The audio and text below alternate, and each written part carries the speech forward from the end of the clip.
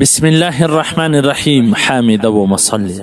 محترمینو، یو محترم ورور دا پوښتنه کړې ده چې ما دا اورېدلی دي وایي چې څوک د کور والا سره کوروالي جما کوي که بسم الله نه ووایي نو شیطان هم بیا د هغه سره په هغه جما کې شامله سي، نو هغه کوچنی بیا ناصالح وي، بې هدایته وي او د شیطان اثرات پکې وي. نو په دې باره کې که تاسې څه معلومات راکړئ.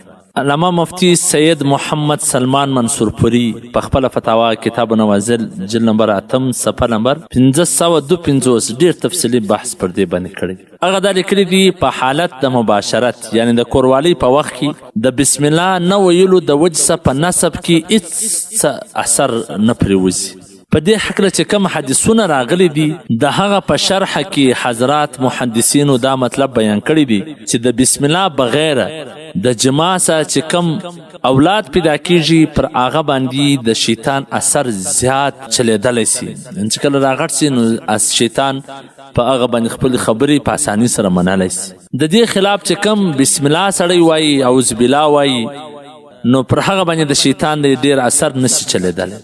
دا خبرې په سترګو په نظر نه راځي، نه په عقل باندې دا څوک تللی سي.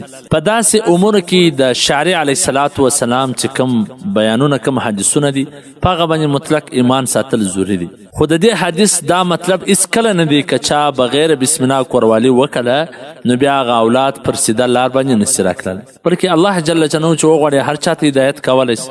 غټ غټ کافران، غټ غټ مشرکان بعد کې ښه پاخه مسلمانان ځین جوړ سوله، د دین مقتدا جوړ سوله، نو عام مسلمان خو بیخي پر سیده لار باندې راکړلی سي. نو پکار دا ده چې څوک کوروالي جما کوي اعوذ بالله بسم الله ووایي. چې کله څوک جامې یا لباس کپړې باسي په داسې وخت کې چې کله بدن لڅ وي بیا باید سړی په خوله سره بسم الله نه ووایي، هسې په زړه کې ویلی سي. صحیح البخاري جلد نمبر 2 صفحه نمبر 226 دغه رنګه فیض القدیر جلد نمبر 5 صفحه نمبر 322. والسلام. ستاسو د دیني او شرعي پوښتنو جوابونکی مولوي عبدالرحمن سمیم صاحب.